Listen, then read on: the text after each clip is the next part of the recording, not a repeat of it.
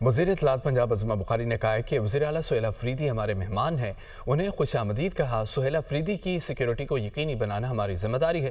P T I وزراء نے جو رویہ پنجاب اسمبلی میں اپنایا وہ سب کے سامنے ہے۔ وزراء نے جو گفتگو کی ہمارا ظرف ہے کہ برداشت کیا بغیر فہرست کے لوگوں کو اسمبلی میں گھسایا گیا۔ پنجاب میں ترقیاتی منصوبے تیزی سے مکمل ہوئے۔ وزیر اعلیٰ مریم نواز صوبے کی فلاح کے لیے دن رات کوشاں ہیں۔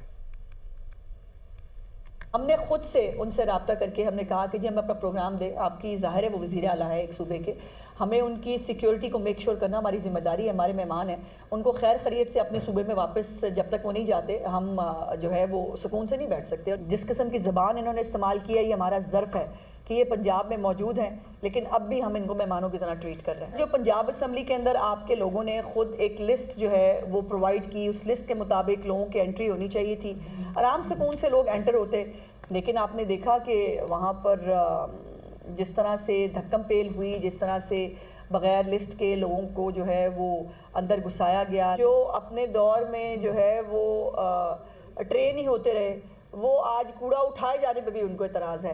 کوئی انیشیٹو نہ مکمل ہے، نہ کاغذوں میں ہے، نہ اس کی جو ہے ابھی کوئی پلاننگ ہو رہی ہے، تمام انیشیٹوز امپلیمنٹڈ ہے۔